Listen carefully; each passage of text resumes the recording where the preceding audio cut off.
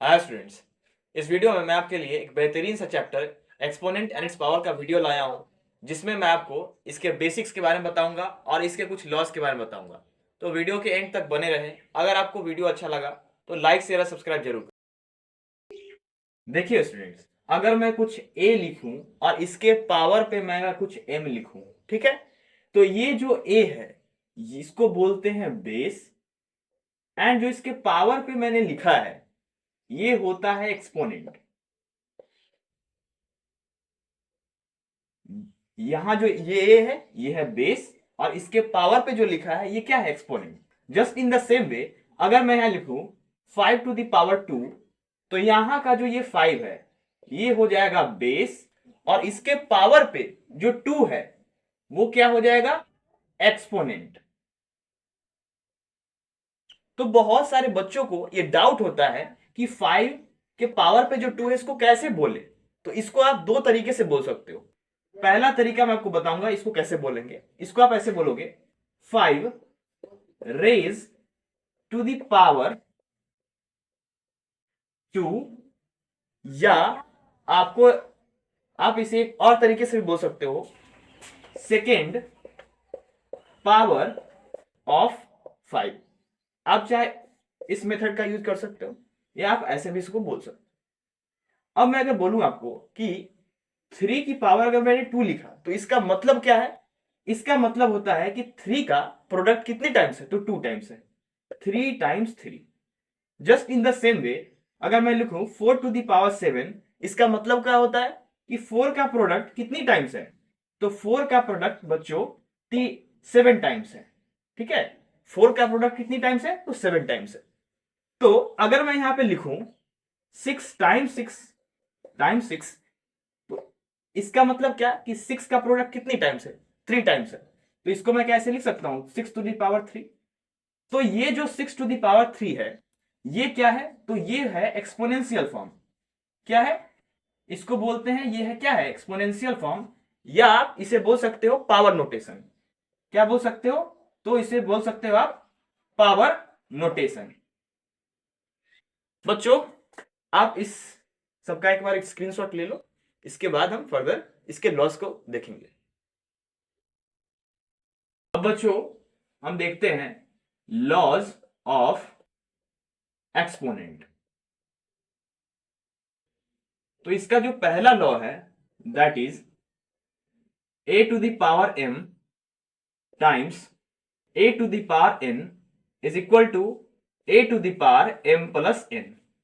देखिए यहां पे जब बेस सेम हो और पास क्या होंगे, डिफरेंट होंगे, तो बेस आ जाएगा सेम और पावर आपस में क्या हो जाएगा, ऐड में हो जाएगा। इसको और अच्छे से समझते हैं एग्जांपल से। देखिए अगर मैं यहां एक एग्जांपल लूं 4 to the power 5 times 4 to the power 6, तो ये क्या हो जाएगा, बेस आ जाएगा सेम और पावर आपस में क्या हो जाएगा, ऐड हो जाएगा।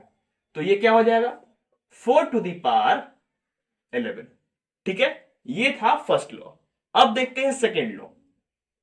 सेकेंड लॉ क्या है, a to the power m times b to the power m is equal to a times b to the power of m।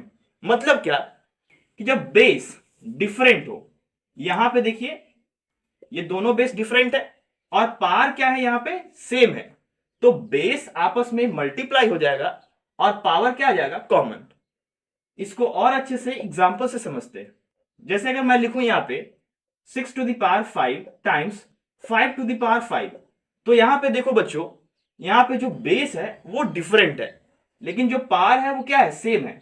तो ये क्या हो जाएगा, तो ये होगा 6 × 5 to the power तो 5। तो इसका आंसर क्या आ जाएगा, 30 to the power 5।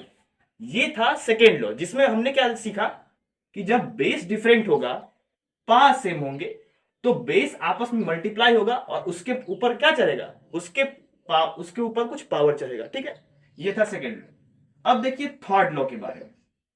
Third law क्या है कि अगर मैं कुछ बेस लूं और उसके ऊपर मैं कुछ पावर लूं और उसके भी ऊपर क्या हो, कोई पावर हो, तो इसका रिजल्ट क्या होता है, a to the power mn। मतलब क्या कि जब बेस ये है, ठीक है, और बेस के ऊपर क्या है, कुछ पावर है, और उसके भी ऊपर क्या है, पावर है, तो बेस हम ले यहां पे लिख लेंगे और पावर को आपस में क्या करेंगे, मल्टीप्लाई। एग्जाम्पल देखते हैं, जैसे कि मैं अगर यहां पे लिखूं 2 to the power 4 whole to the power 2, कैसे इसे बोलेंगे, 2 to the power 4 whole to the power 2, तो ये क्या हो जाएगा, 2 to the power 4 टाइम्स 2, 4 2 से क्या हो जाएगा, मल्टीप्लाई हो जाएगा, तो इसका रिजल्ट क्या आएगा, 2 to the power 8। ये था थर्ड लॉ। आपने इन सभी लॉस का स्क्रीनशॉट जरूर लिया होगा। उसके बिहाफ पे मैं कुछ यहां पे क्वेश्चन लिखूंगा, आप उसका सॉल्यूशन मुझे कमेंट करोगे। पहला है 2 to the power 5 times 2 to the power 3, next is 3 to the power 3 times 5 to the power 3, next is 5 to the power 2 whole to the power 3। इन सभी क्वेश्चन का आप मुझे सॉल्यूशन कमेंट में लिखेंगे।